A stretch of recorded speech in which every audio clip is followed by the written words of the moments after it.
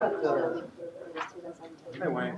Fine, Dr. Don't worry about it. Mayor? You know, Mark, everybody I'm good. does the best they can, but there's Hello. always Steve? one. Talk about when's the AQ spec? It's a short one, so. Is that technology committee or? Technology. Morning. How you doing? There goes our streak. Are you? Good? You're good. You're totally good. Well,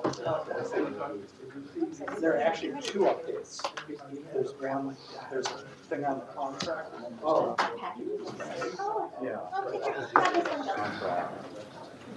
You rented this, right? Is this yours? Looked into it. I'm supposed to get a report back.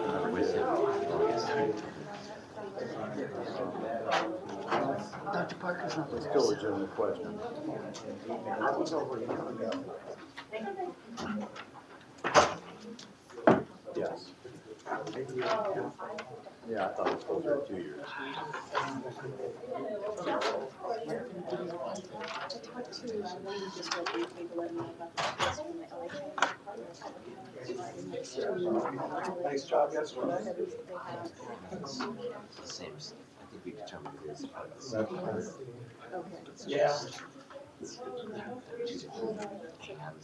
I was watching over one. Do they already get this?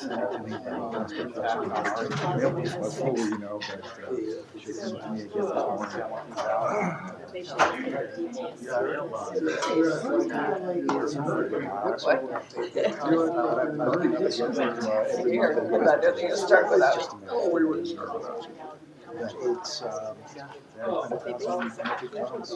It's which was very consistent.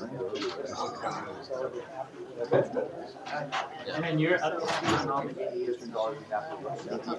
You're up to speed on all the AEs. Is that I need data, right? And I'm supposed to make this work. Yeah, there was the legal issue. There was legal issues, and then you've got that We're talking about the board action yesterday on the. Did you try to reply back? The next round was the. Oh, I flew. You flew, really? So Where'd you fly in? What's going on? From LAX, you can fly there. Dr. Liu? But Yeah. from Diamond to LAX and back. It would have Right. been about Dr. Liu? 2.5 By the hours. time you get up, you drive to LAX, you park, and everything else, it could be in Fresno. Almost like that, That's because I think I got home at 9. And Dr. Liu? it was over at, what, 5? But Dr. Liu? I can Yes. drive all the way across town. Dr. Parker called me and informed me that he is caught up in a traffic accident near UCLA, and if he's not here by 5 after, to go ahead and start without him. Okay, we will count down. But he wasn't in the accident. Yeah, I hope he Yeah, wasn't in the that's accident. Yeah.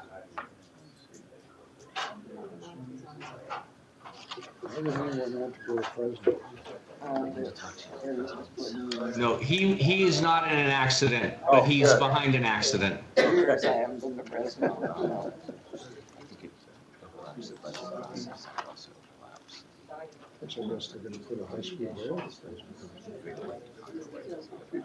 Yeah, well, that's one of the stops. We've already started. Yeah, they already broke ground somewhere. I don't know where. Somewhere between Bakersfield and Fresno. That was in Modesto. Sure, it's Merced or Modesto. Did you like that discussion? High school, It was fairly neutral. It's really biased one way or the other, so. except some of it's presented. Oh, I think the worst time on high-speed rail is escalating the cost.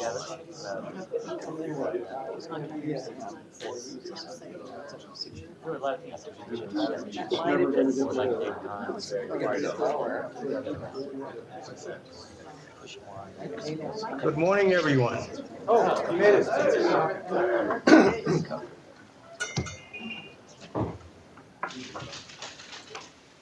Okay. It's now 9:02, and I'm going to call to order the October 21st 2016 Mobile Source Committee meeting. I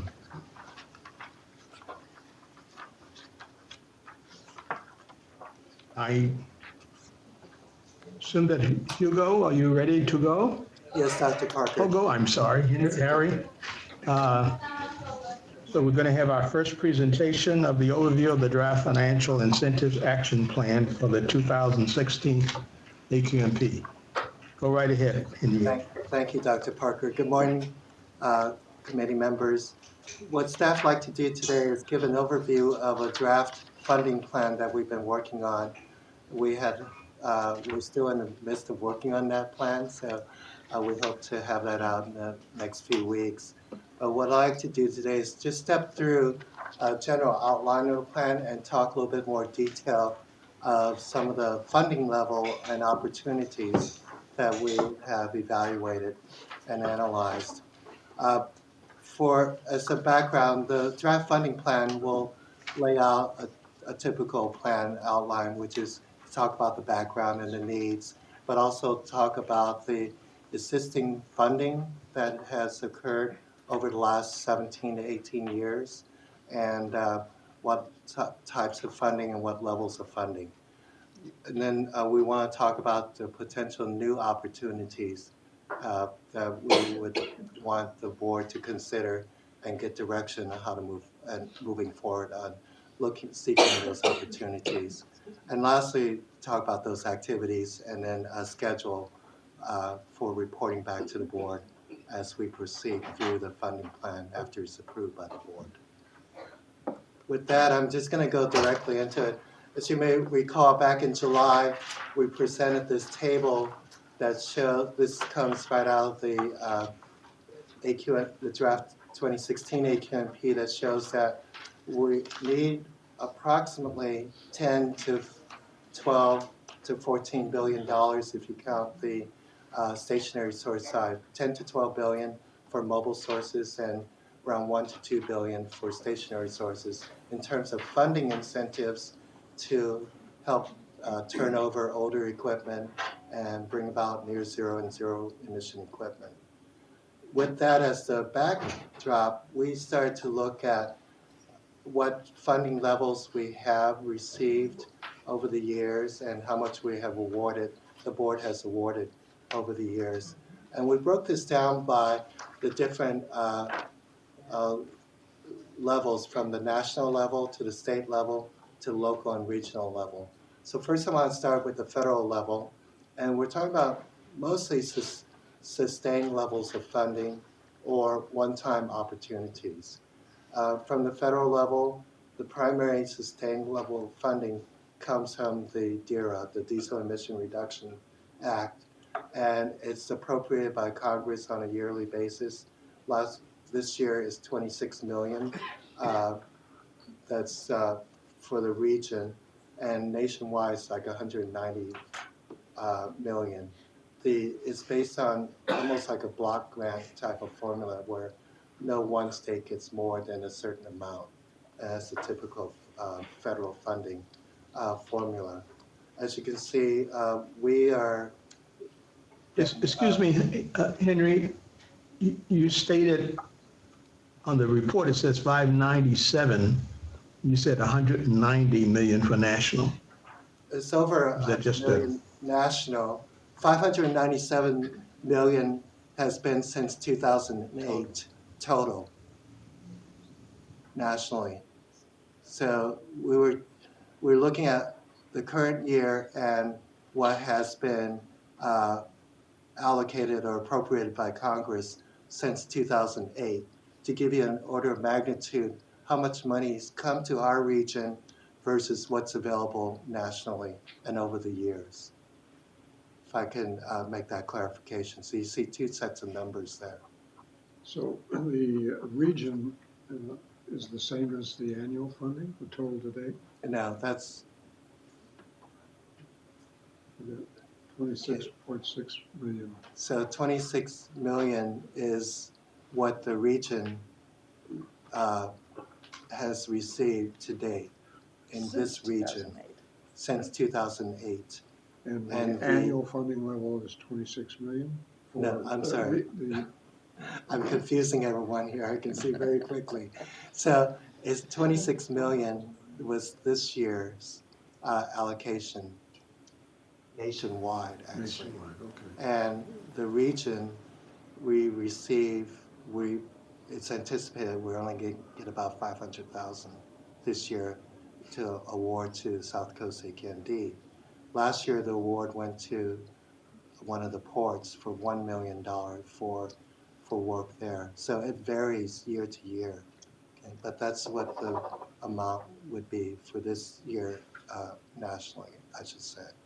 So, and it's mainly gone for trucks and port-related sources. In terms of one-time funding, most of the monies actually came in the 2008 timeframe with the stimulus monies. DERA received about 300 million at that time. The Department of Energy received about 300 million also. And so that's nationally. And the region received about 30 million.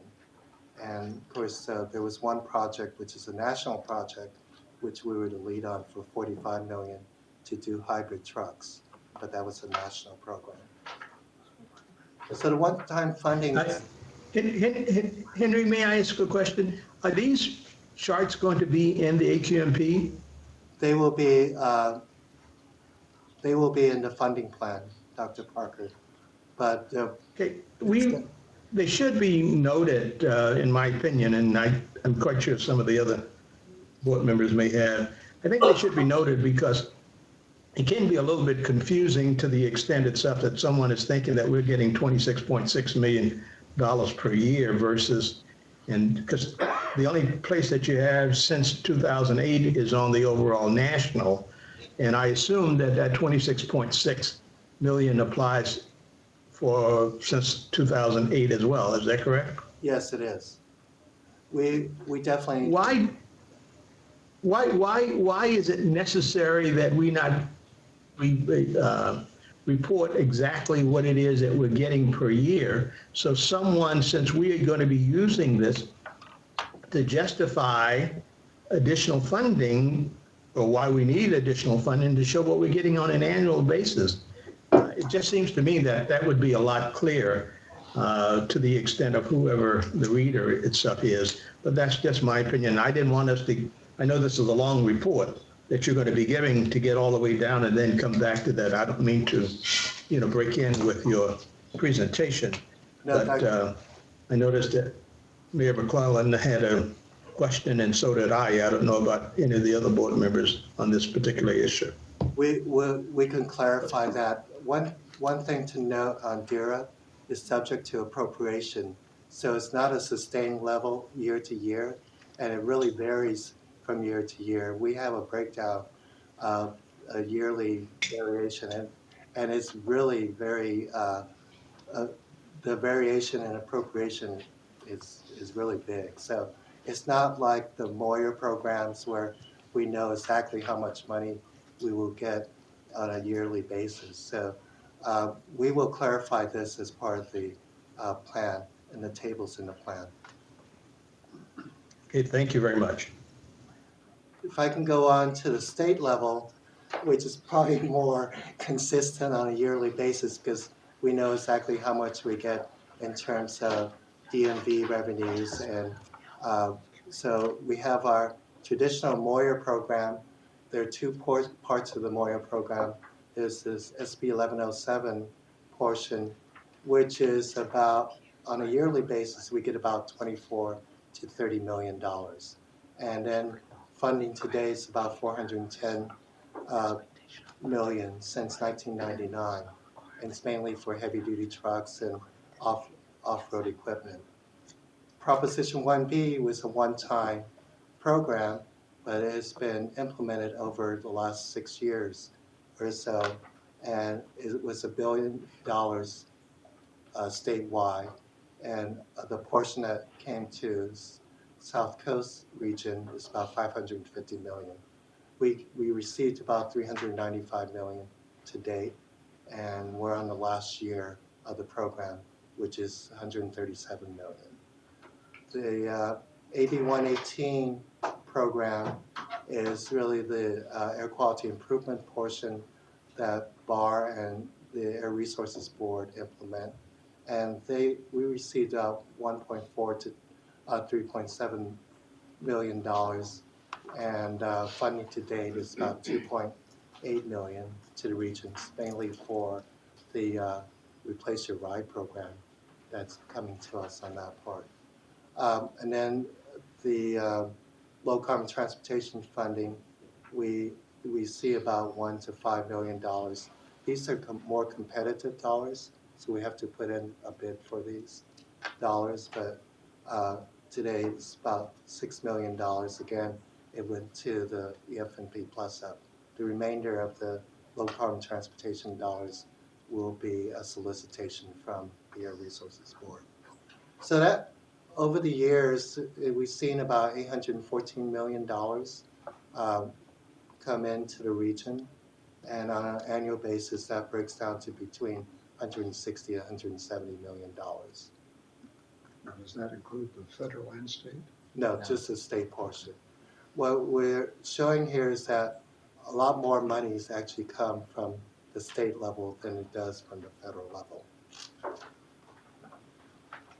Then the comparison isn't obvious, if that's what you're trying to do. okay, we will clarify that too. Thank you, Mayor. And then on the one-time funding levels, we've seen in the most recent low carbon transportation funding award around 24 million for heavy-duty truck, zero-emission heavy-duty trucks throughout the state, which the South Coast is the lead. And then at one time we received about 80 million for lower emission school buses under the Prop 1B program. And we received 30 million for peaker plant mitigation back in 2011. On the local regional level, this is the second portion of the Moyer program, which is the AB 923 program, which is the $2 tire fee plus registration fees. And it's about 24 million per year, which over the years we've seen about, since 2006, $247 million.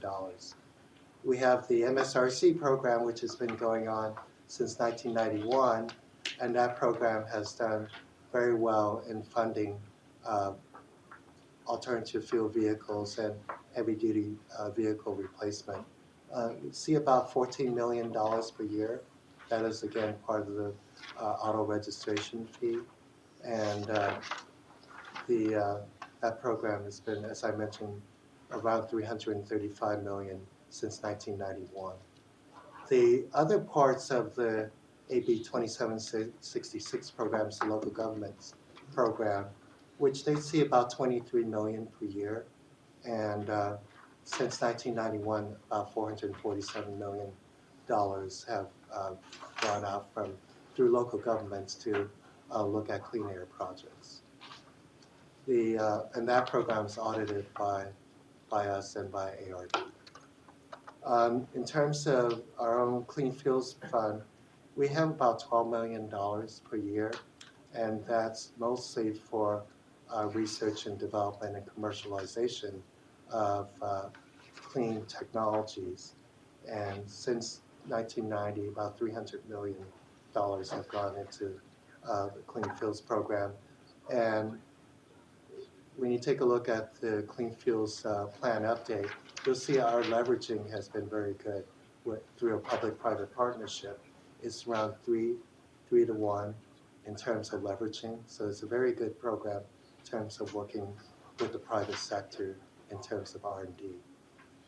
So in total, for the region, we see about $73 million per year from this set of programs alone. And over the years, it adds up to about $1.3 billion. So the comment made at the July committee meeting was have staff bring back what the type of funding levels are that the district has handled to show that we can handle $1 billion per year in terms of if those type of funding do come in, we should be able to handle that. Other local. Henry, one question. You don't have a chart showing exactly what the total of all of these funds are on an annual basis versus the year. You show the year-to-date not year-to-date, but from inception up until to date of $1.3 billion. And is that an average itself over what number of years? Because some of the programs you say are 4 years, some are 6 years, some are more current, et cetera. This is the cumulative total since 1990. So we just added up the numbers that in the column for today's purpose. I guess the reason why I'm asking that, so let me be clear, is that we're saying that we're going to need pretty close to $1 billion per year in order to have an incentive program to allow us to meet our NOx, criteria objective. How much of that is already that we're receiving right now that we believe is somewhat stable, that we can offset that $1 billion with, and what is our deficit? Well, I'll tell you, we have to let exchange information. It's I don't know where that's coming from. Somebody in CC. Is that someone there that is talking? Because there's no one here. It may be in the Orange County location, Dr. Parker. Okay. What we receive today on an annual basis is around 10 to 15% of what we need. So about 100 to 150 million is what we and the region receives and we need around on average $1 billion per year. So it's about 10 to 15% of what we have today and what we need. So that gap is 85 to 90% that we need to find new sources of revenue. I think that's going to be essential because we're going to be talking to legislators and whomever else it may be in order to allow us to find other resources, and that amount should be somewhat definitive as it relates to what we're getting right now versus what it is that we're going to need and where we're getting those dollars directly from, which I think is an excellent presentation up to that particular point. But I just wanted to make that comment. It's always nice to say, this is what we got, this is what we need, this is how much we're short. Okay? Anybody else want to comment Mr. Chairman, on any? Go ahead, Ms. I Mitchell. think that some good points are raised with respect to how we've displayed this, because it's very hard to categorize those one-time funding sources. So I think we should be emphasizing the ongoing funding programs, because that's going to show better, what we can count on now and in the future, and also show better that gap that you're talking about between the 15% and 100%. Because one thing we want to do when we go out and look for a funding source, we'd like to get a dedicated ongoing funding program. However we do that, but we need to have money we can count on every year, a certain amount from now till forever, I guess. We're going to really get to clean air. At least to 2031. Yeah, 2031, yes. So that is something I think when you're displaying this information, to display it with an emphasis on the ongoing funding that we presently have that we think we can count on in the future, and then we can anticipate what it is we need to go after. Thank you for your comment. If I may continue. Go right ahead. Thank you, Dr. Park. Yes, go right ahead.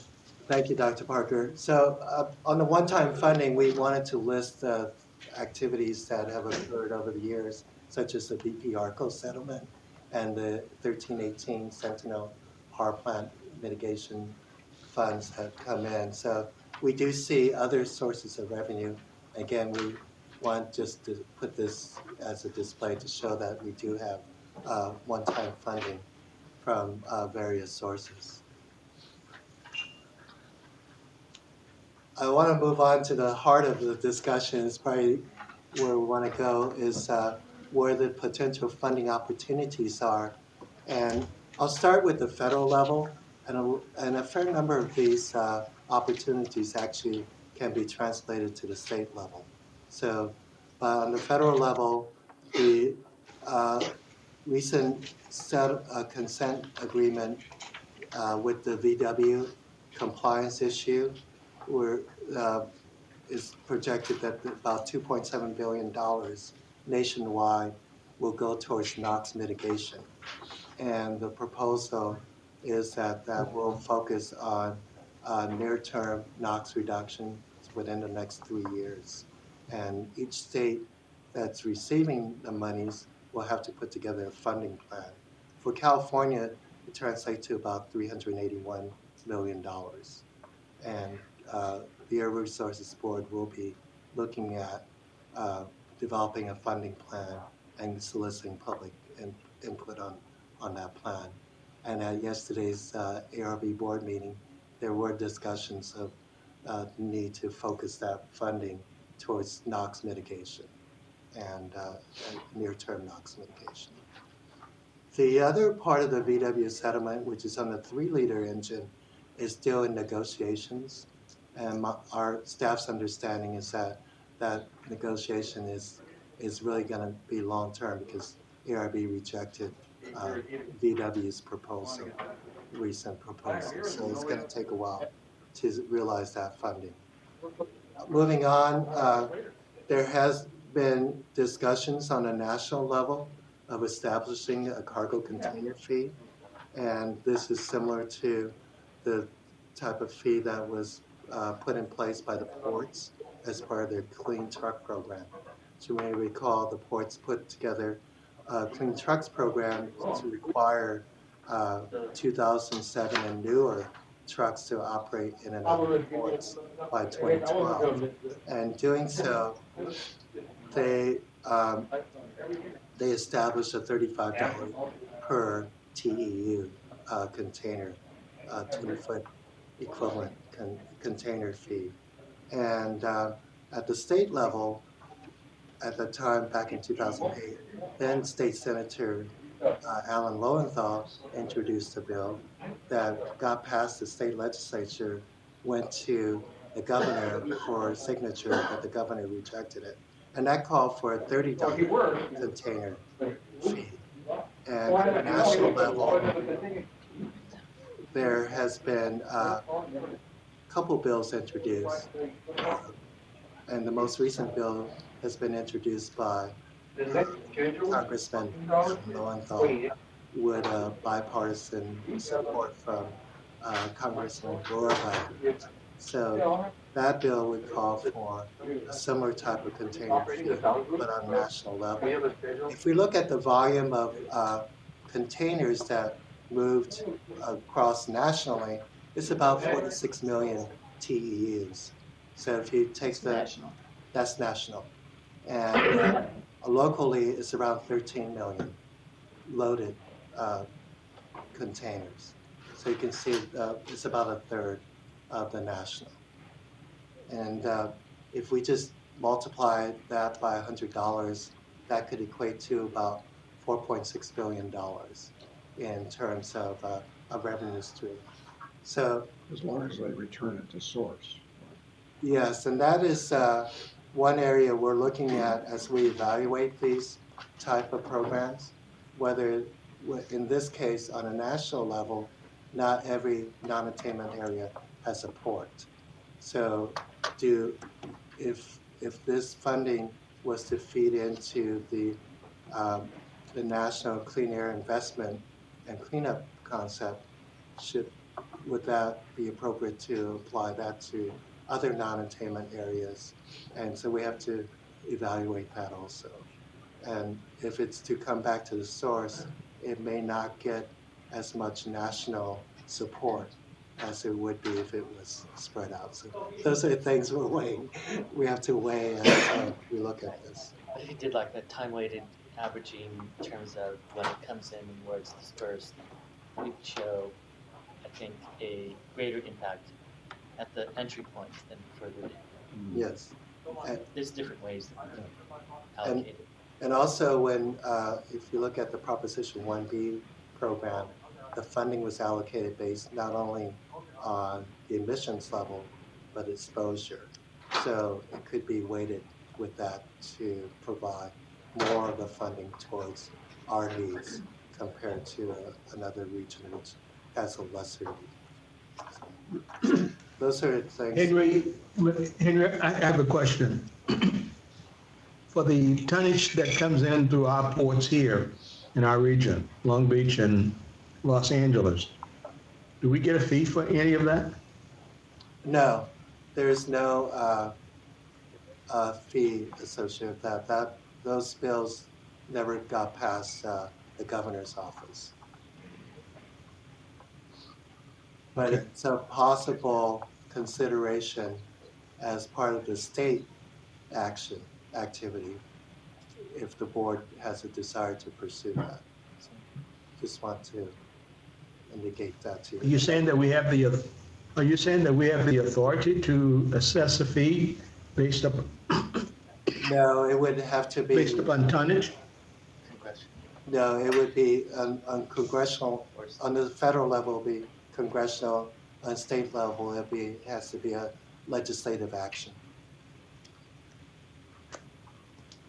Can I ask a Okay. question of Barbara? If the state passes legislation that imposes a container fee, is there any problem with federal preemption? Interstate commerce, have we looked at that?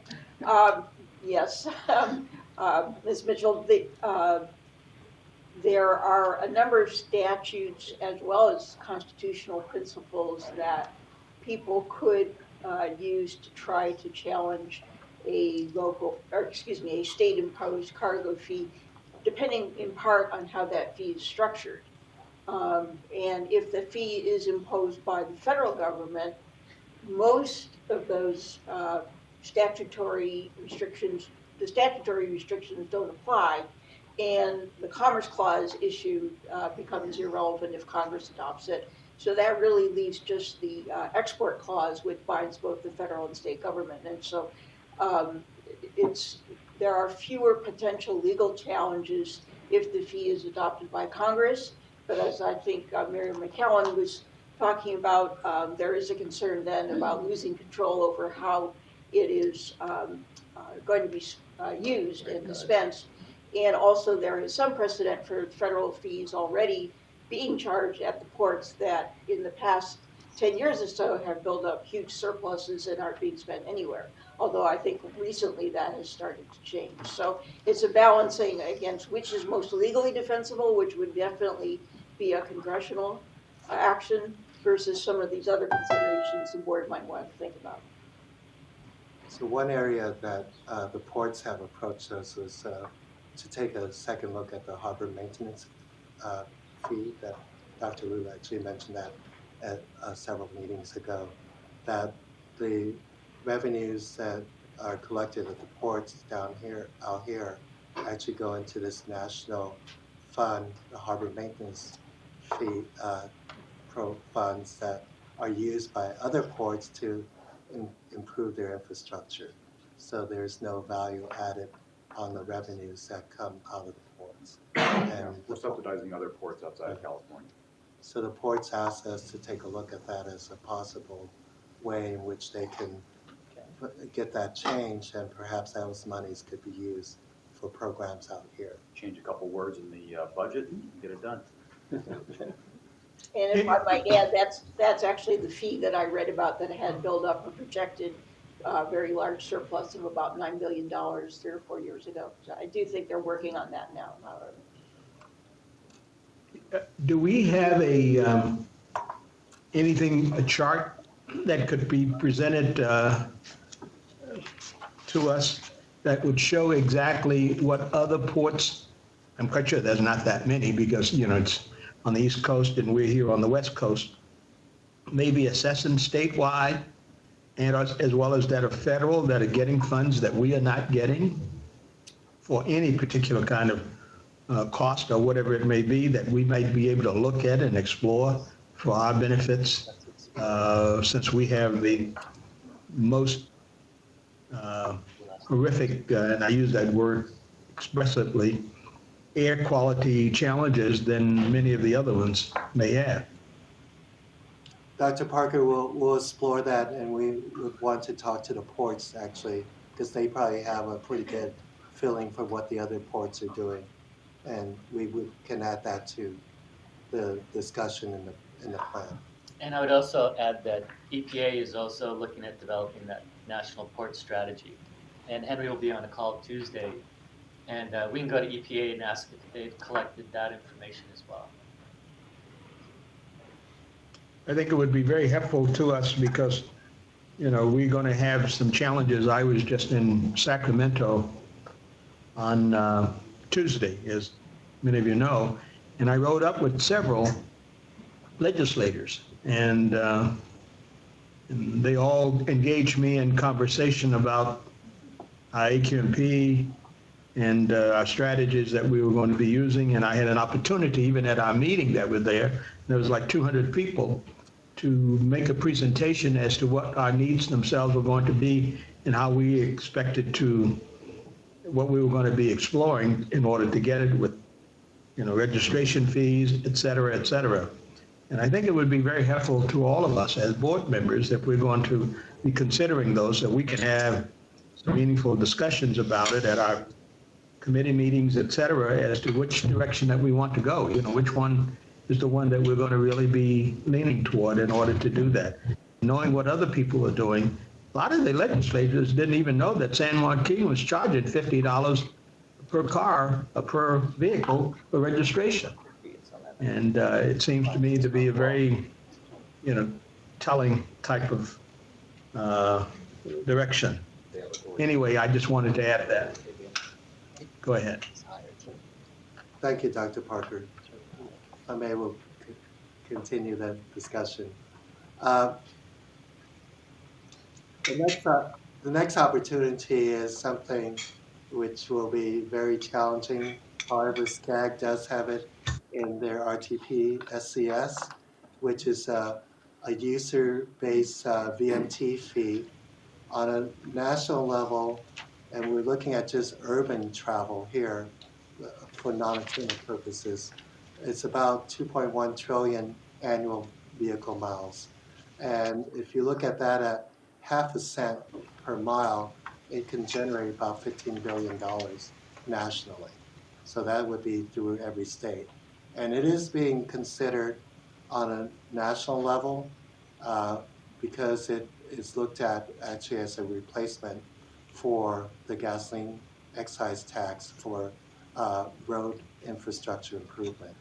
But if we just, and SCAG is talking about 4 to 5 cents a mile. So if we were just to add another half cent to it, it would be the $15 billion that you see here on a national level. On a local level, it would be about $1 billion if it was half cent. Excuse me if I might, the current pilot program that the state is doing, what are they using per mile? I don't believe they're doing any collection of They're not monies, collecting anything, but they're just pilot collecting it. program they're talking, I forgot what they said they were using. I don't recall. We'll have to look that up there. Curious. And then we also took a look at whether the federal excise tax for gasoline and diesel sales, if that were to be increased by 1 cent per gallon, it would generate about $1.8 billion nationally. And because we don't want to leave any source untouched, we put in what the FAA has available through their voluntary airport low emission program, or the VAIL program, which is about $24 million per year to help airports with clean air projects. And LAWA has applied for funding this year, and we hope they will be able to get that funding to do auxiliary power units, to replace them with electric units to power the aircraft when they're parked at the terminals. If we look at the sum total, if all these funding potential were realized, it's around $24 billion per year. So we know that this is a planning look. It's not necessarily, this is the ideal situation if we can see that much money on national level, and a portion of that comes to our region to help with our air quality program is one area. Definitely there are areas to pursue here. We're not saying that it's not challenging and politically sensitive, but that is more from the planning look at it. That also does include the public-private aspect, but you might want to say. And as you can see here, we listed public-private partnerships, and that's not quantified. And so as we work on moving towards looking at funding opportunities, there may be opportunities which the private sector can be doing things that will help offset the funding needs as we proceed. And we already started discussions with various entities of what can be done from the private sector. On the state level, the AB 118 program, ARB gets around $25 million a year for the AB 118 program, and the Energy Commission gets about $100 million per year. So those two programs have helped fund a lot of alternative vehicle, heavy-duty alternative fuel vehicle replacement, and ARB has used that money to help with loan assistance for fleets complying with the truck and bus regulation. So they have seen a lot of funding go towards heavy-duty trucks from these two programs. The low carbon transportation program, as you all know, the ARB had proposed $500 million from the allocation. State legislature appropriated $368 million, and yesterday ARB board approved moving forward with $150 million for heavy-duty vehicles, zero emission and low NOx emission vehicles, primarily trucks and buses for that program, and another $60 million towards the replace your ride type programs, car scrap and replacement programs. The VW settlement, as I mentioned, is $381 million. That will be a one-time program. And then we have started to take a look at registration fees, and estimated that if we were able to get around $20 per vehicle registration, that will equate to about $240 million for our region alone. So that's about 12 million registered vehicles in the South Coast Air District. We are the $20 is just one aspect of the registration fee. Staff is evaluating other aspects of the registration fee, and there'll be more detail in the funding plan. If we look at the gasoline and diesel sales tax, it's about 14.6 billion gallons in the 2013-2014 fiscal year that sold in statewide, and that could equate to about $146 million, 1 cent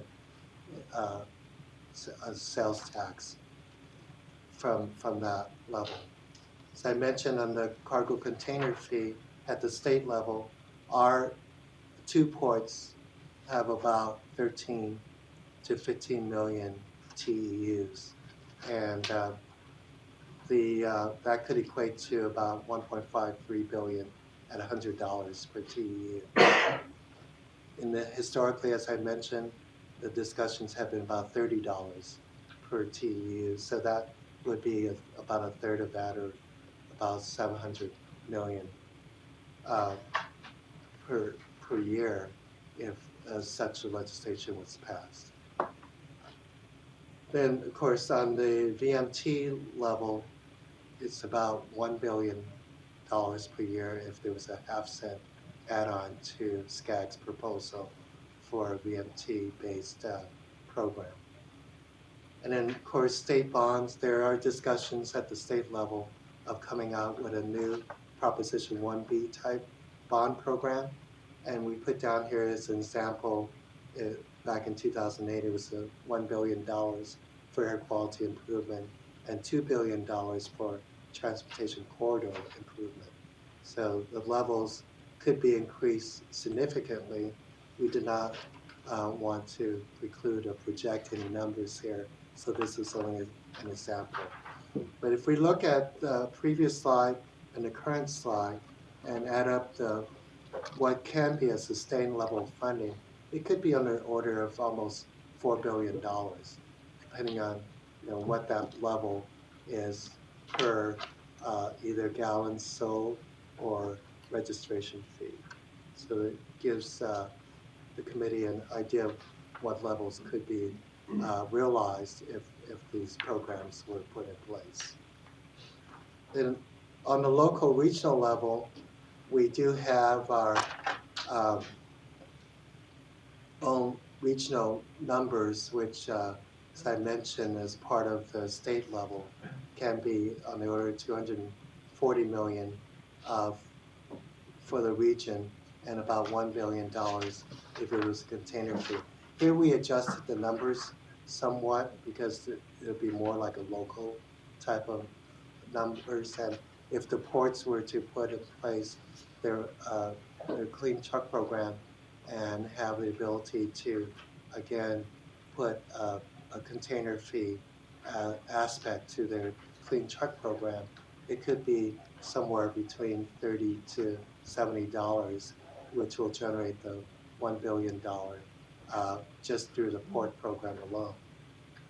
Again, local ballot measures will bring monies into the region, and we just wanted to list those examples where funding opportunities could occur through local ballots. And then, of course, public-private partnerships are listed again.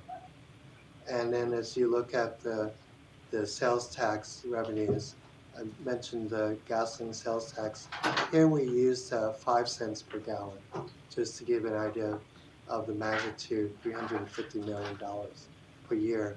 We also looked at the property tax role, and in the past, the board had asked staff about the potential for property tax, and if it was just 0.01%, it would generate about $230 million through the 4-county region. So we're talking about a very small fraction, but obviously a very challenging and politically sensitive opportunity, if I can use that. And then, of course, retail sales tax increase of just 0.1% can generate about $270 million in terms of sales tax revenue that could go towards clean air program. And when you look at the total here between the previous slide and the current slide, and again, these are the ones that we potentially can have a sustained yearly funding. It can be on the order of about $2 billion per year. When you take all the potential opportunities together, we know that we don't need to have one major source of funding. And if there were several different sources of funding, we can add up to the 1 billion per year. And we're not looking at one targeted or focused opportunity. We want to look at all opportunities given the political nature of a lot of these opportunities and the challenges that we face in getting these realized. Dr. Parker, you've got to be careful. You can't take all of these and add them up. That's because right. You're double counting Right. if you do that. And that, in this respect, that's why we separated them out to show where it could potentially come from. So and that will be part of the discussions that we would want to have with stakeholders to prioritize where the funding opportunities are, and so that we can lay out how that can add up. If it was the cargo container fee, obviously, it can be done on a national level, on the state level, or by the ports. So depending on how that goes, we can put that into one slot. But if we were looking at the DMV registration fees, that would be state or local level, and that could be a separate slot. So we want to go through that process as we put together the plan. So some of the activities that we will be looking at to pursue funding, you already asked Barbara some legal question. Barbara has been working on legal analysis for some of these opportunities, and that will be part of the discussion in the funding plan. We want to form a stakeholders working group to bring the discussion to the public. And our thinking, staff's thinking, is that the stakeholder working group should be made up of entities, representatives from various entities who actually know how to go out and seek funding, rather than the representatives from the various entities that sit on our SCAQMD work advisory group, because we really need their help in how we can move forward with seeking funding. So the makeup of the working group will be somewhat different, and so that we can get that type of thinking for seeking these opportunities. We still want to create a national collaborative so that we wouldn't be competing with other regions. And the formula that CAPCOA has developed for the Moyer program works very well for the 35 air districts, that they came to a consensus on how funding would be allocated on the statewide Moyer funds to the various regions.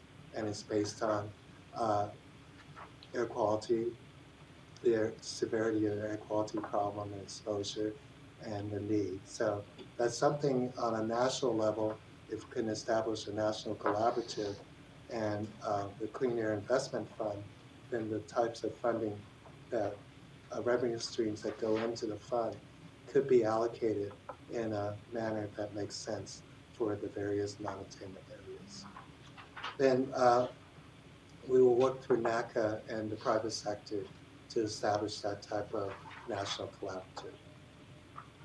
So seeking funding, and a lot of work will be done through our legislative and public affairs office to establish the type of funding and the national collaborative on the federal level, but also as we move forward, if legislative actions or activities are being pursued per your board's direction, the legislative staff will be out in Sacramento and Washington, D.C. to work on this.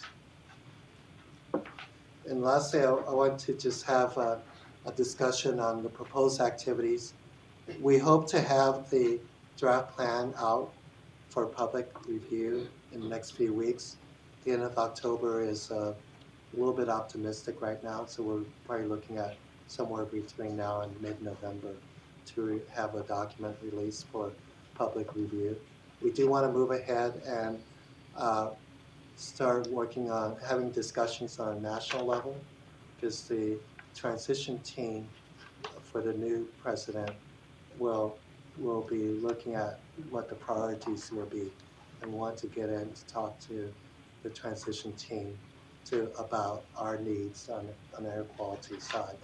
And NACA is doing the same thing, looking at a national level. So that's one area we want to pursue through the legislative process. And then want to form the working group early on with the board's direction to move ahead, to form this working group early on so that we can start to look at opportunities that will occur at the next legislative session. And so we can get that going early on. And then, of course, we want to review the existing funding programs and what levels of funding could be enhanced for existing funding program. And if it's on the federal level, if the funding is to go into the DERA program to enhance DERA, we also want to look at the DERA provisions to make sure funding is appropriately distributed and allocated to those regions that need it the most. And then lastly, we want to begin the overall process with the adoption of the AQMP. So most of the activities will occur after the adoption of the AQMP, but we do need to start early on so we can take advantage of the upcoming legislative session.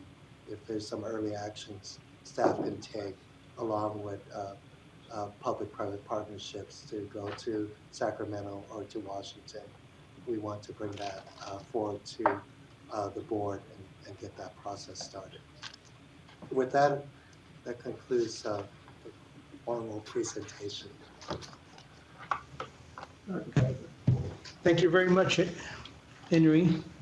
Does any of the board members have any further questions? I know we asked a lot as we went along. I do, Dr. Parker, if I might. Go right ahead, Mayor. You talk about doing a coalition for the national level. What about the state level, the other air districts in this area and in California? Isn't that just as important? It is. In fact, the AQMP talks about doing the collaboration on the state level also. We just didn't put that up on the slide. We will be working through CAPCOA, and CAPCOA is only the air side, but we definitely have support from various associations. California Trucking Association indicated that they want to work with us to look for funding on the heavy-duty truck sector, and because they believe a lot of their members will buy these near-zero technologies, and they are participating in the near-zero solicitation under Proposition 1B. So we see that coming, and there will be other stakeholders who, actually everyone at the AQMP advisory group said, we're ready to walk with you through the halls of Sacramento and Washington to help look for funding. And I would just add, Mayor, that we're actually working with other local districts throughout the country. So the petition that we submitted is a good example where we have Bayer, we have San Joaquin, we have Akron, Ohio, we have, I think, Pima, Arizona, City of New York. So although the National Association of Clean Air Agencies implies sort of a state, it is state and local. And so we're working across the board with those agencies. And I think that at least from what we've seen with regards to the petition response, I would say the progress that's been measured has really incentivized and motivated people to be even more aggressive. And the Clean Air Investment Fund, I think, is going to be a much larger effort as a result of where we see the petition actually going. Mr. Nasser, Yes, could sir. you take 10 or 15 seconds and educate me in particular, maybe some of the board members? I assume that there's a National Association of Air Quality Districts throughout the United States, is that correct? That's correct. It's called the National Association of Clean Air Agencies. And in fact, they just had their fall membership meeting earlier this week. And what coordination between them and us in particular, the members there, do we collaborate relative to putting forth air quality plans that would be considered by the federal government and their local states, if any? The association is really a forum that looks at national and state issues and advocates with Congress and with the executive branch. And so the members of the association have the ability to bring issues up. So again, I'll point to the petition for the ultra-low NOx standard. We reached out to NACA and we made the argument that this was something that affected the entire nation, not just non-attainment areas. They agreed, and so what they did was they reached out to their membership, brought the senior leaders within the states and the local agencies and said, hey, South Coast wants to do this. South Coast then had the opportunity to present and get all those people on board. And then what NACA was able to do was to help coordinate and do a lot of the follow-up in terms of reaching out to the states and making sure that we were getting letters of support. And they actually also helped us in Washington arrange meetings with various members. So they've been very helpful, and it's been a very good forum for us. There's another group called the Northeastern States, it's called NESCOM. NESCOM, yeah. Northeastern States For Coordinated Air Use Management. Air Use Management, NESCOM. But that's, I no longer know what the acronyms mean. Yeah. Right. But that group is the northeastern states that are basically the states that can adopt the California standard. So it's a very powerful group because what one of the advantages that we offer when we go sort of the national level is that if we don't have a national approach, you're going to have a patchwork approach where California is going to go out front. You're going to have the 177 states adopt California's measures, and then you're going to have different approaches throughout. So everybody wants to see a national approach, and we're leveraging our relationships with NACA, with NESCOM, with the CAPCOA, and other organizations to advocate for either rulemaking at a national level or for what we're looking at now is the Clean Air Investment Fund.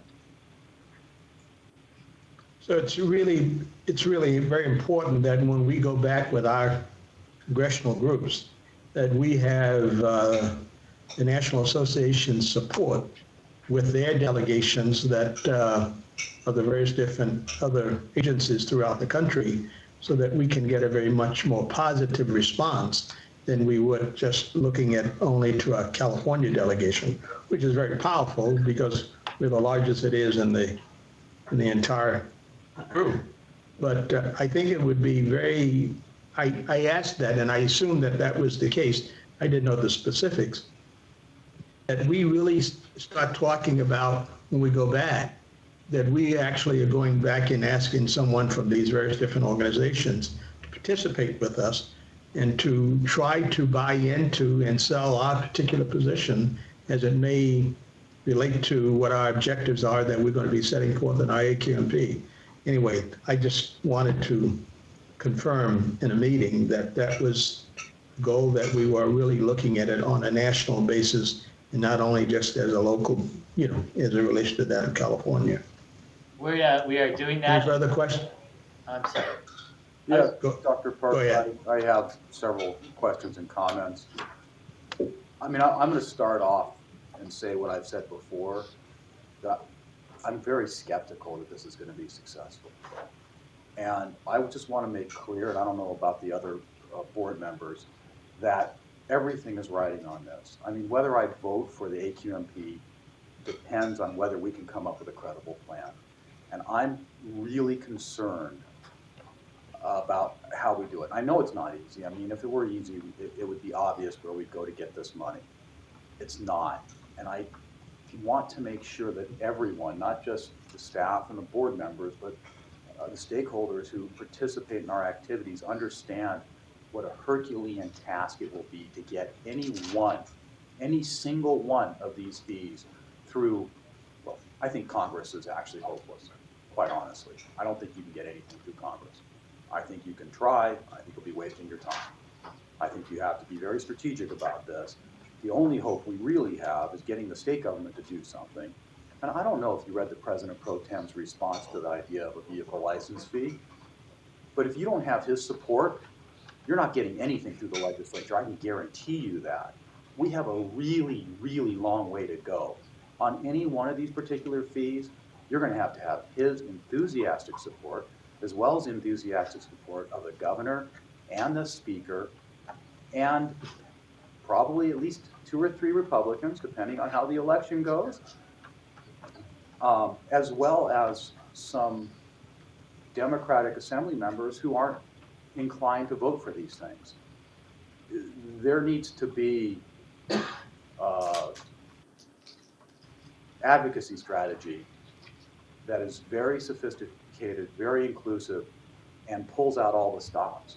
We have to use every resource at our capacity and our ability that we have, every relationship, everything you can to get, like I said, any one of these fees through. That's just my opening part. I want to make it really clear. I mean, I cannot in good conscience vote for an AQMP that doesn't have a credible funding plan attached to it, given the structure of how we're trying to get to clean air.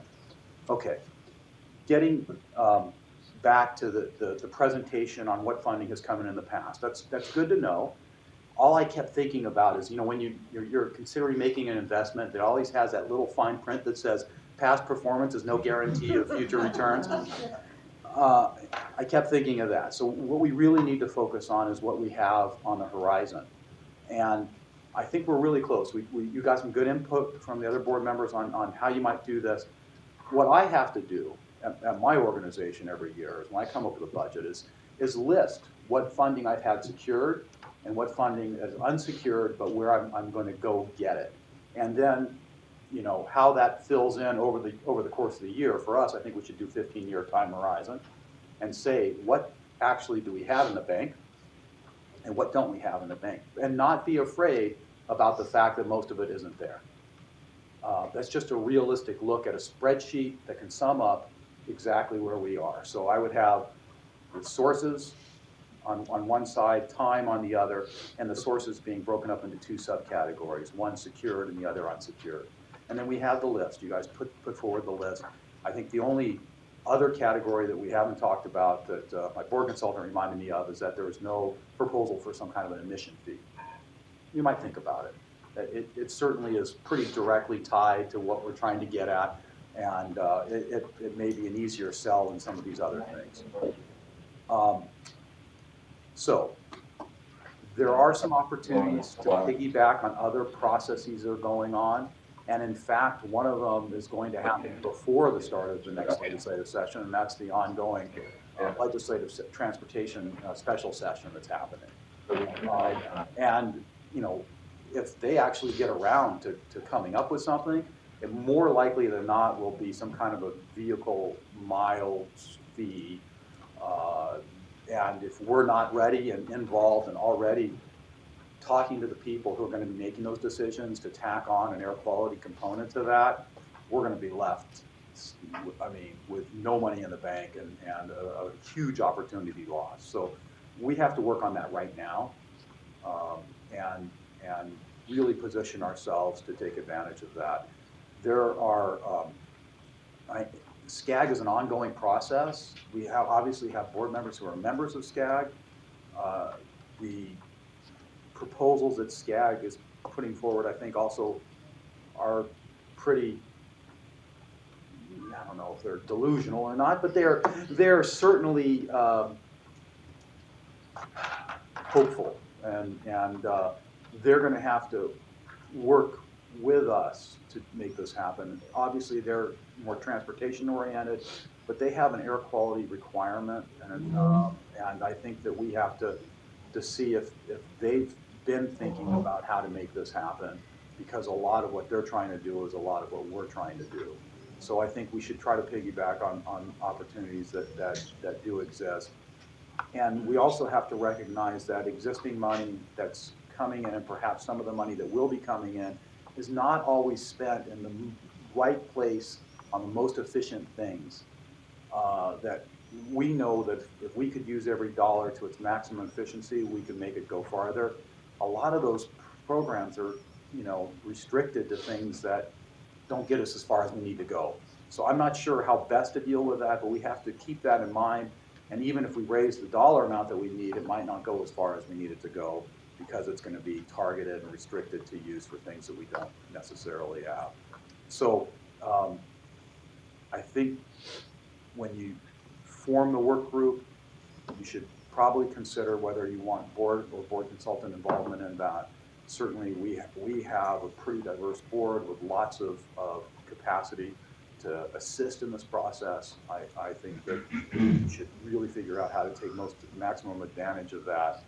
And I would say you really need to start thinking about what it's going to take in terms of a lobbying and advocacy effort to get the votes you need to make it happen. Because, we really got off on the wrong foot without talking to the President Pro Tem of the Senate before anyone even mentioned the idea of a vehicle license fee. Just so that you know, we did reach out to his office. His office knew. So. Well, no wonder they had that press release drafted and ready to go. We played it straight up. We did the right thing. We understand the challenge and the issues that you raised with regards to the strategy. Absolutely agree. And we're working on those. We actually have a lot more. But with this it was before my time, presentation, but Coalition for Clean Air was the sponsor of the container fee bill when Lowenthal ran it. It took 2 times to get it through the legislature, and when it did, couldn't get the governor's signature.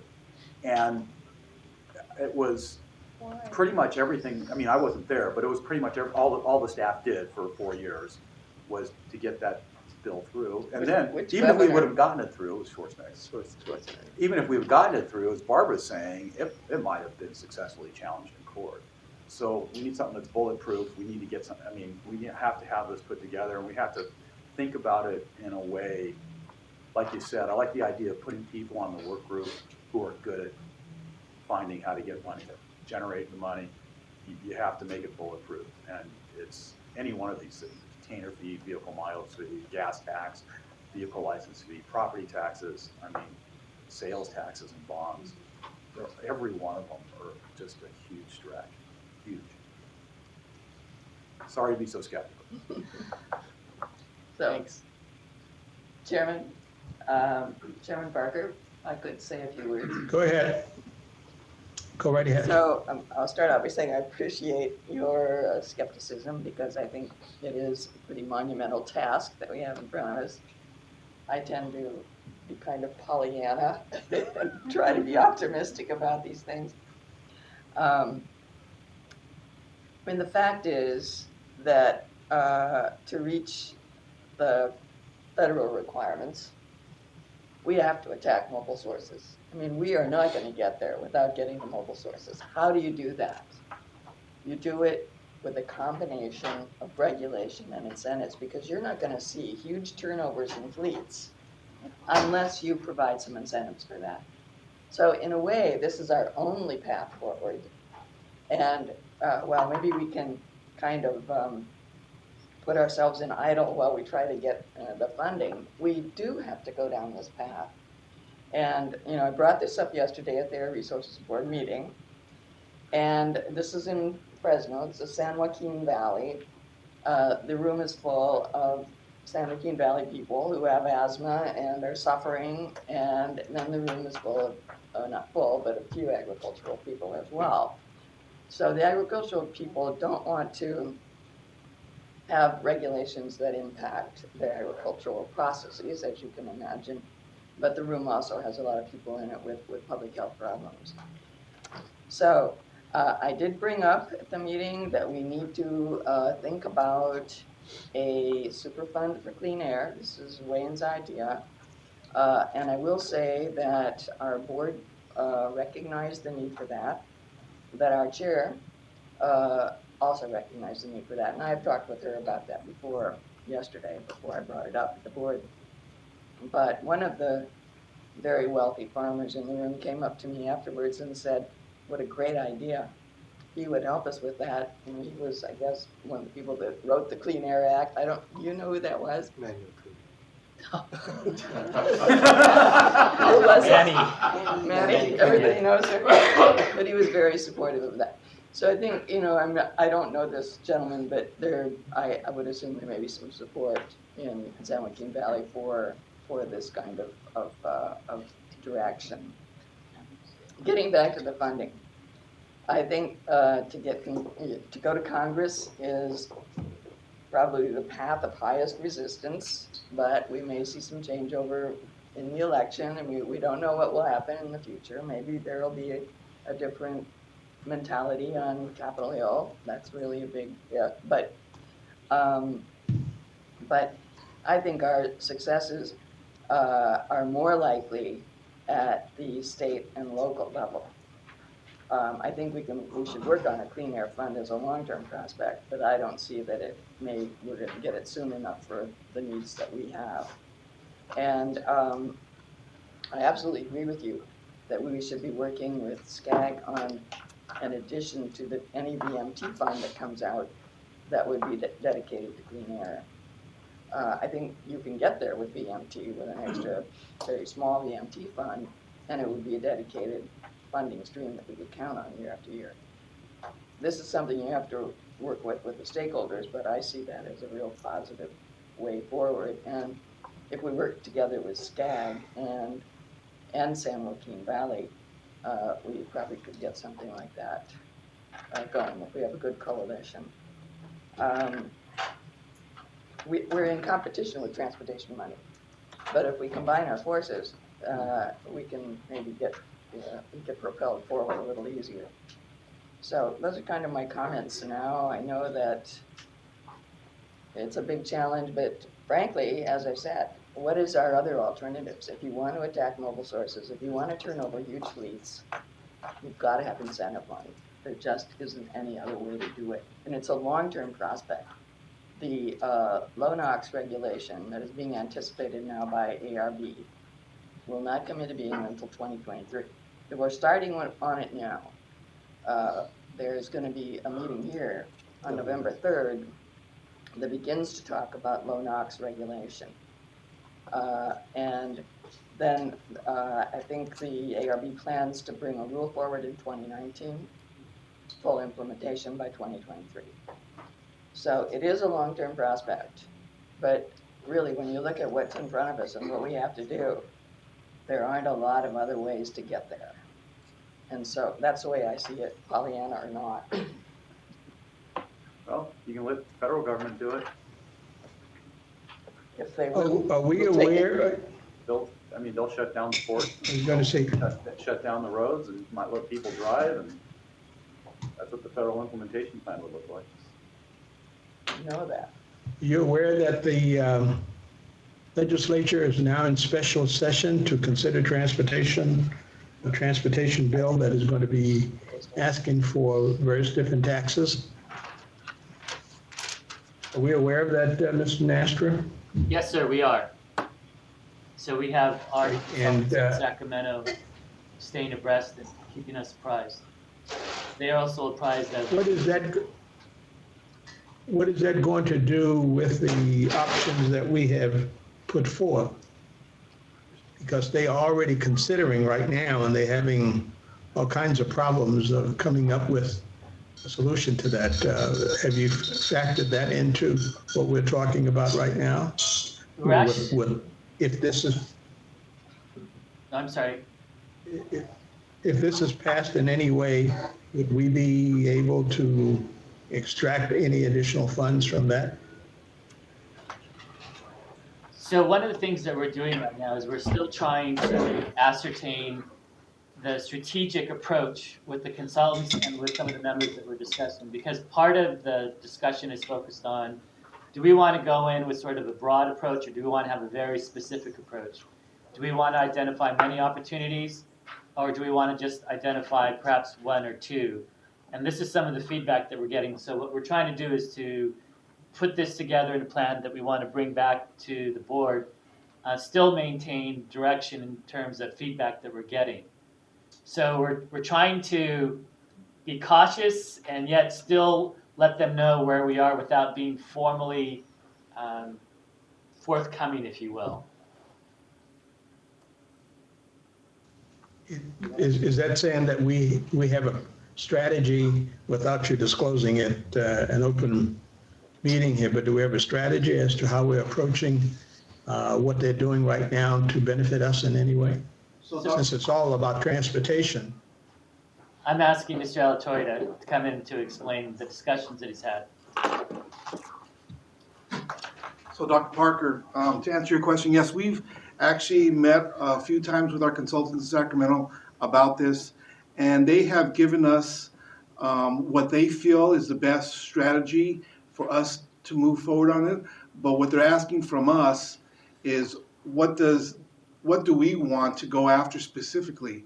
Until we get a specific guidance on which ones we really want to go after. They don't want us to give them a whole menu of options. They really want us just to pinpoint one or two options that we have and then go after that. But also at the same time they're saying is that we need to, when we approach staff, that's one thing, but when we approach the electeds, what they're saying is don't give the electeds the opportunity to give ideas. You give them a menu, let them choose from that menu, but ultimately it's only going to be one or two of them that we're going to be able to go after. And as others said, you know, it's going to be a tough haul, but they understand what our concerns are. They understand where we got to be. It's just a matter of finding that sweet point, that sweet spot where it'll be a win-win for both sides, for not only the electeds, but also for the agency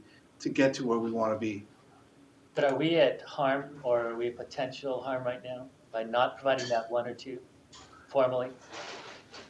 They didn't say we're at harm, but they did say, you know, we do have to come up with exactly what we're looking for. I mean, it's a tough haul. It's going to be a tough road, but we got to work with them, and our consultants are up there talking with them.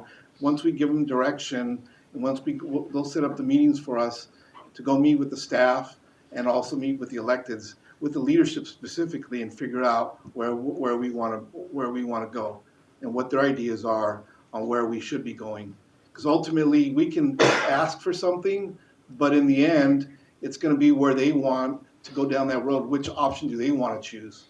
But there was also the issue of timing, because one of the things that they wanted, I thought, was the election results. Right, they want to wait, because the 2/3, that's the other option, is they said, we got to wait till after the election. If there's a 2/3 majority in both houses, which it looks like there may be, then things may be a lot easier for us when we go up there. But it's a matter of how we present it to Sacramento, how we present it to the electeds. And what we want to do is make sure that we have a very solid plan that isn't going to get shut down because we're discussing concepts. So in essence, what we're trying to do is we're having these informal discussions. We're not going to put anything formally for now until we have a better sense of where things are. But I think informally we know that there are these different approaches that we can pursue. And I thought what we heard today was sort of that menu of options that are out there. And it was good to hear the board's direction with regards to some of the specific aspects that we can focus on. So we'll be reaching out back to our consultants and to some of the key members that we understand that we have to keep involved and win over. And I think that after the election, it'll be much easier to do that than right now, unfortunately. Dr. Parker? Okay, thank you. Yes, go right ahead, Mayor. Thank you. I just wanted to address Dr. Liu's characterization of the SCAG plan as delusional. The elected officials in South Coast area in 2012 had the courage to put into its regional transportation plan a vehicle miles travel fee as a replacement eventually for the gas tax. And because of that, it started the discussion at the federal level.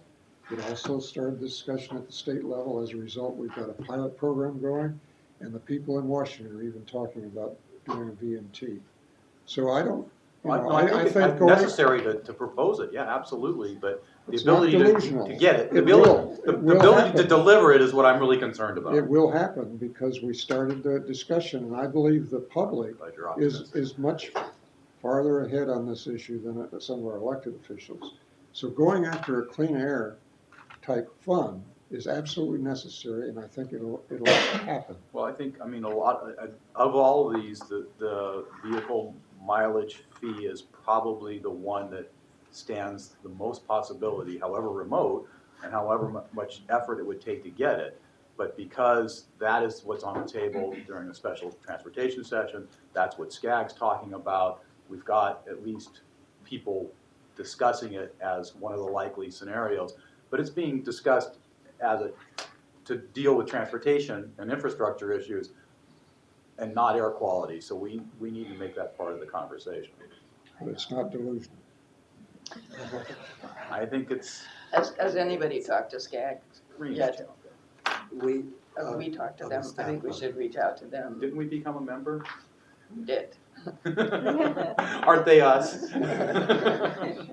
We are talking with SCAG. There was one minor hurdle, and that was in order for us to be the representative South Coast, we need to make sure that the other air districts within the SCAG region are agreeable to that. So we're reaching out to those other districts and getting that approval. So, Because the representative will represent all of those. That's correct. so I mean, the process that you've set out here is long, and needs to be because you need to get stakeholder and a good public process going. But I'm thinking, in the meantime, it might be good, since the special session is going to take place.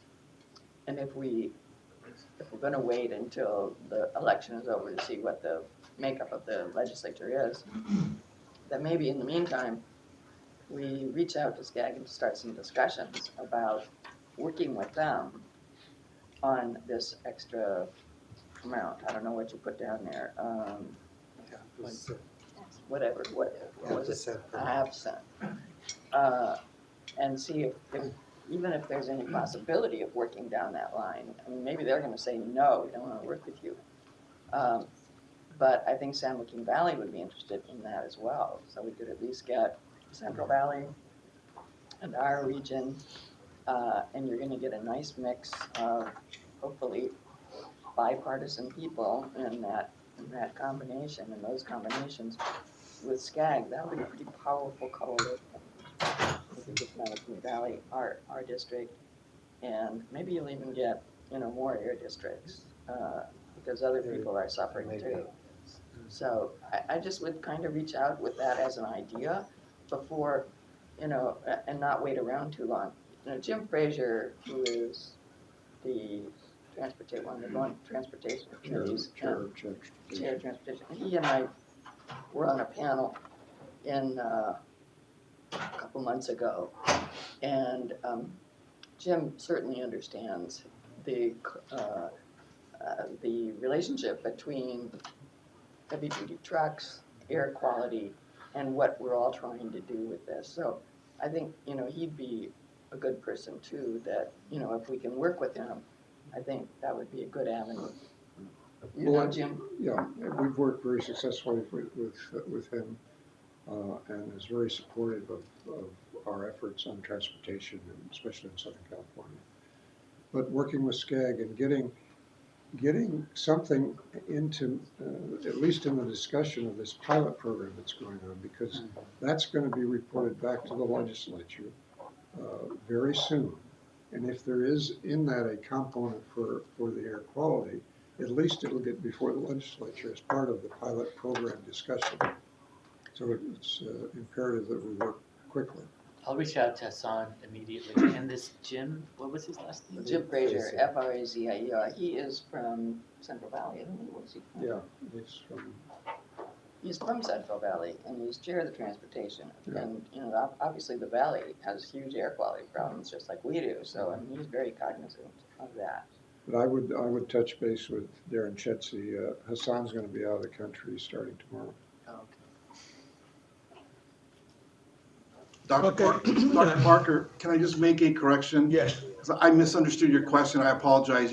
I thought the question you asked was, did the legislature already convene, are they convening the special session on transportation bill? I thought that was your question, but my staff told me that your actual question was, are we aware that it's already convened? I misunderstood it. No, it hasn't been convened yet. There is talk about it, but the governor and the legislature have to work together to convene the special session. It's not likely that it's going to happen anytime soon, but probably if it's going to happen, it's going to happen after the election and not before the election. Well, let me tell you this, and obviously I don't know. I was on an airplane on Tuesday with 3 legislators who said that they were going to the special sessions for transportation. Now, they all could have been wrong, and I'm not saying that your information is, but they were on an airplane from Los Angeles going to Sacramento, and they said that they were going to a special session meeting. So I don't know what that really. We'll confirm. Just started or whatever it may be. Yeah, we'll confirm with our. I just wanted to, they could have said they may have been going up to talk about the special session, but I got the impression Still open. Yeah. that they were going up, in order to be able to deal with it. But either way, it seems that it's something that the governor has basically stated that he's going to call or have already called, and the objectives and the goals that are set forth in there are numerous, from what I get the impression it's of, and it's worthy of us to be fully aware of what those are, so we won't have a duplicity and request. I see that our good friend Supervisor Nelson, who has joined us, may also, when I said duplicity, he raised his hands up like he was in church and said, "Amen." Well, I meant amen, Mr. Chairman, but I actually had some people in the room. We can stand off camera, obviously, and you don't see us, but there was just some background noise. But when it's appropriate, I do have some comments, I think, that are topical.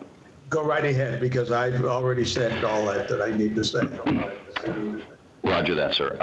A few things. As the chair of one of the former chair of one of the larger integrated transportation agencies in the United States, the OCTA, I've been a member of SCAG. I'm not currently.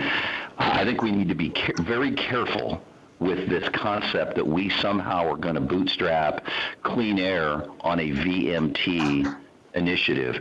That initiative is way down the pike. But still in the experimental stage, but experimental in how they're going to roll it out. But 2 things we need to be cautious of. One, there is over $300 billion in delayed maintenance on the highway system. So the idea that Caltrans can even catch up is remote. The Federal Highway, Trust Fund is funded by the gas tax, and that is for road maintenance. And because vehicles get more miles per gallon, that number is shrinking.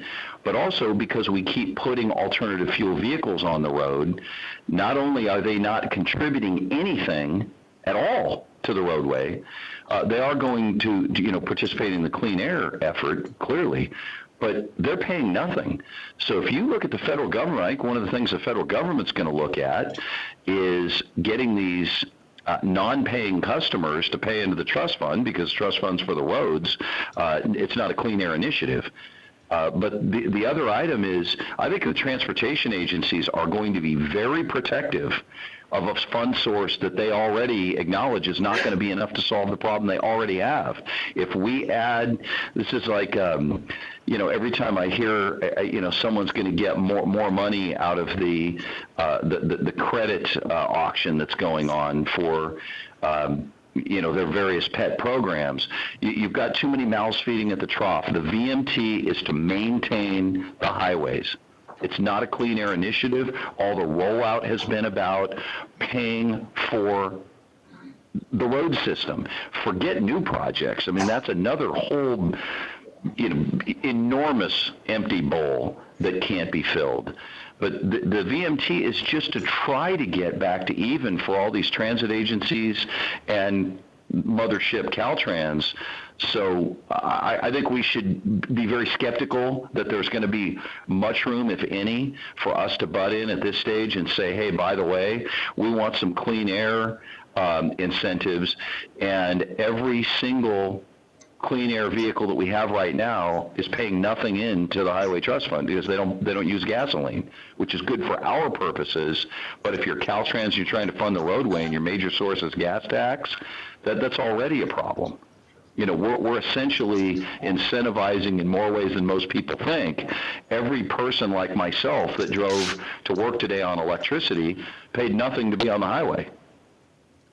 So let's just be careful about that. I don't believe that it will be remotely productive. I'm happy to be wrong, but I think the wishful thinking part is not based on anything. We should go do some fact gathering, starting with the transportation agencies in San Bernardino, Orange, and Los Angeles and Riverside, and see if they're not offended by it. Because I can tell you, OCTA is not going to be supportive of someone else digging into their limited pie. They don't have enough to go around as it is. And they're looking for this VMT to somehow bail out this deficit and start to make some progress. They know it's not going to solve the whole problem, but everybody wants to jump on if they hear that there's money available. I just think our focus ought to be on other things. This is a pool that doesn't have enough as it is. It's not set up to clean the air. That's not its purpose. Well, I will comment on this. As you know, I'm the chairman of the State Hydrogen Fuel Cell Partnership. One of the discussions that we had this week was how do we now start getting funds for those cars that are going to be using hydrogen, because there's no taxes on hydrogen disbursement. Likewise, you were just saying that there's no disbursement on for when people basically recharge their batteries on electric cars. Mm-hmm. So to the extent itself that they're not contributing to the pollution, the larger question is, should they be paying, since they're not really contributing? Now, Supervisor Nelson is saying that what they are contributing to, and that is using the roads, and that's the VMT tax. So really, to that extent, you know, we've got a real big issue here. We want to clean the air, and where we're going to get the resources directly from in order to be able to do that. So it's something that staff should be taking into consideration in your discussion with some of the other air resource regions, as to we're now getting to a significant number. I understand that we have, Hugo, Henry, you may be able to correct me on this, almost 200,000 electric cars now in the state of California on the roads. Is that a correct number? It may be a little high, about 150. Maybe a little high? Yeah. 150,000? Well, somewhere or another, I heard the number it's approaching, or maybe it's projected to get to that by 2017, 200,000 cars. Well, that's a significant number when we have, what now, about 100 and, what a 1 point, how many cars are we talking about that is on the roads in the state of California now? Well, in South Coast, we have about 11 to 12 million registered vehicles. Well, that's a significant number. So if we got 12 million and we're taking 200,000 out, that's not a real big, large number. So we still have a real big base in order to continue to get biofuel taxes from. Anyway, I think that we probably have discussed this as much as we can at this point in time. It's up to staff now to get back out and look at those numbers and bring something in. Unless someone else has something else to say, we'll move on to our next agenda item, number 2. Public comment? No public comment? Nope. Two public comments on agenda item number 1. Okay, go right ahead. Good morning. My name is Peter Herzog. I'm with NAP, the Commercial Real Estate Development Association, and I'd like to go back to a much earlier conversation and thank Director Mitchell for her comments on the fact that, yes, this is a difficult task, but it's one that's absolutely necessary and, in fact, is the only course to go. And to support that, even more so, is the fact that staff has laid out very clearly and repeatedly with factual documentation and reality that you could take stationary sources to zero, which of course is impossible, but you take stationary sources to zero and you will not meet attainment. Not meet attainment. So if we want to throw around fit threats, then go ahead and approve a plan that takes stationary sources to zero and you will have an insufficient plan. It's that simple. So the fact of the matter is this board and this organization has done phenomenal work over the last 20 years. When I used to watch smog from the balcony at the University of Redlands, and we are where we are today. And you have regulations in place that will continue to decrease that. Staff has always also pointed out that the regulations they've put in place to even accelerate that.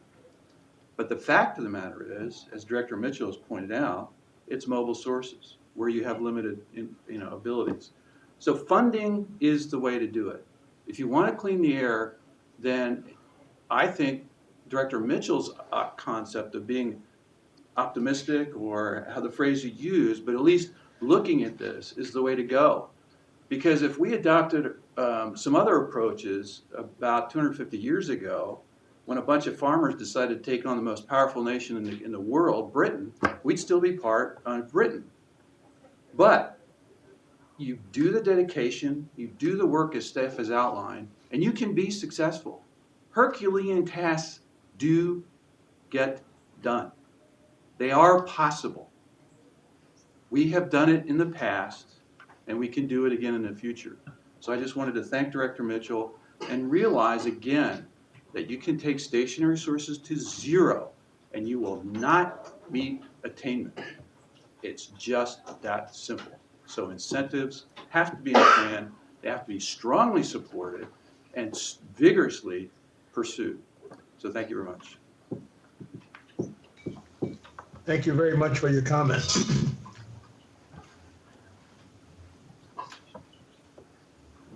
He said almost what I was going to say. Hi, good morning. I'm Bill Lamar. I'm the Executive Director of the California Small Business Alliance. And I guess what I was struck by Dr. Liu's comment earlier about his skepticism over whether or not this is a viable air quality management plan. And I know I've served on God knows how many of these in the past. And this has been by far the most difficult and probably the most contentious. I remember when I was in the military, you know, in order to accomplish our mission, we always had to make sure we had sufficient resources and assets in order to do that. And while that didn't guarantee success in the mission, but it sure went a long way. And I think here, when we're talking about interacting with the legislature and with Congress on this, we need a unified voice. And I don't see that, and I really haven't seen that this year on the part of the environmental organizations, one of which you represent. In fact, vitriol at monthly governing board meetings, you know, is unheard of in all the years that I've been involved with this agency.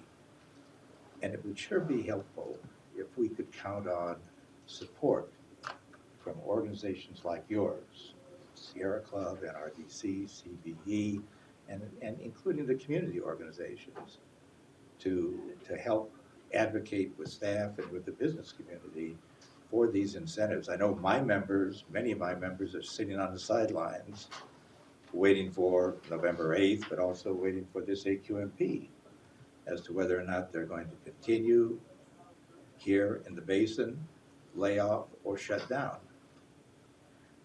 They don't know. There's a lot of uncertainty out there. But it would sure be helpful if we knew in advance that going into these discussions, that the environmental community, environmental stakeholders were also enthusiastic about the need for incentives in the pursuit of clean air, not in lieu of, but in that regard. So that's really my question to you, if you have a sense for that. I think we can talk offline about what Coalition for Clean Air's position is on any of these particular issues. I don't speak for all the other environmental groups. You're going to have to talk to them separately. Well, I know, but you're part of that contingent over there, I mean, that sector, as I'm part of the small business sector. You misunderstood what I was saying. I didn't say we didn't need to do this, Bill. I said we have a huge task in front of us, and able to do this. I mean, Coalition for Clean Air was the organization that supported the original container fee. In order to do this, I'm not saying we shouldn't do it. I'm not saying that the emission reductions have to come out of squeezing blood from a turnip of stationary sources that are already highly controlled. I agree with Councilmember Mitchell that it has to come with his staff, that it has to come from mobile sources. I think we need to secure incentive funding. I think actually Phil's gotten very good at convincing people with his presentation on the AQMP of why that's necessary. I think able to do that, able to raise those funds, able to get that money in hand to be able to provide that incentive money, we have to be very realistic about what it's going to take. Oh, I agree with that. It's not going to be easy, and I think whether or not we have a viable AQMP is dependent upon whether we can confidently say we're going to succeed in getting those dollars. And you can't do that without, a realistic advocacy approach. And like you said, using every resource you have. I think we have a lot of resources we haven't tapped in terms of getting that done. But as I say, but you and I can talk about this. I'm as skeptical as you are about this, but and maybe for different reasons. But it would certainly be helpful if we could speak as a unified voice by saying, this is what we all want to do, not having for us to go up there and then find out afterwards that now we have some organizations that are of a different mindset. So, thank you. Thank you very much, Bill. Okay, we'll go, any further comments there from CC8? Seeing none, then we'll go on to our second item with Dr. Fine on a update relative to the 2006 AQMP schedule. Thank you, Dr. Parker. Dr. Fine, go right ahead. Yeah, I'll be very brief. I only have one slide. I just wanted to let the members of the committee and the public and the stakeholders know that based on the board discussion we had a couple weeks ago at the governing board meeting that we revised the schedule for the AQMP. So I'm just laying it out here. There is, on the handout, there was a typo for the 60-day set hearing we hope to do in December. It said December 7th. It's been corrected on the screen. It's actually December 2nd. So the plan is December 2nd to have everything complete in a draft final version and do a 60-day set hearing and set the hearing for February, which will provide another 60 days with that version out. Just a couple of things to mention is that not all the documents are out yet. We understand that. There's still a couple chapters of the socioeconomic analysis that are not out yet. And some of those delays are due to changes that were made to the revised draft that was released in October. All these documents feed into each other, the modeling, the socioeconomic analysis, and the measures themselves, as they get revised based on comments, need to feed back.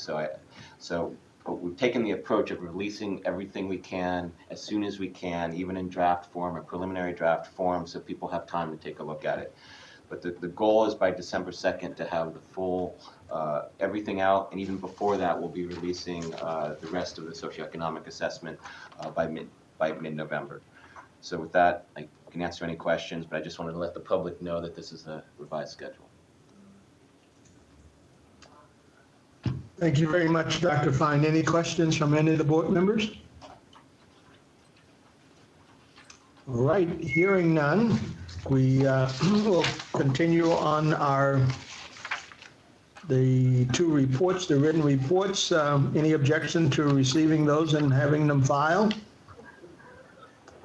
Hearing none, they're so ordered to be received and filed. Any other matters any of the board members would like to bring before the committee?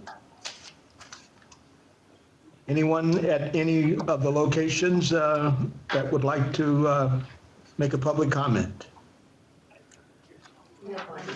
Bill Lamar. I just have a question, Dr. Parker, from Philip. In your first slide here, what is the end of the comment periods for some of these? You've got the due date, like socioeconomic report, some of the others. So these are parallel documents, so there are different comment periods for the plan itself. We want to get as many comments as we can 30 days from the release of October 2nd, so we can get those revisions into the draft that we release in December. Of what? October 7th. November 7th. November. For the plan. It's not that we won't take comments after that, but we want to give ourselves time to make revisions based on those comments by the December governing board meeting. For the socioeconomic report, we received comments. We're already taking comments on the chapters we have released, and we will continue to take comments as we go for the chapters that are going to be released in the coming week or two. But do you have deadline for that? We don't ever have hard deadlines, because even up until the February board meeting, we still take comments. But we'll let people know the dates that we would like to see comments, so we can make revisions in a timely manner based on those comments. Would you release that to us? So every document we've released, we have also given our recommended deadlines for comment submittals.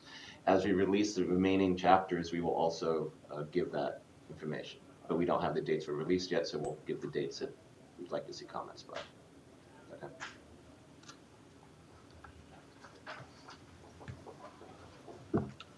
Okay, any further comments or questions from any board member? Hearing none, then we will move to close our Global Source meeting, and we'll see everyone at our next meeting on November 18, 2016. Thank you very much, and everyone have a nice weekend. Thanks, Ed.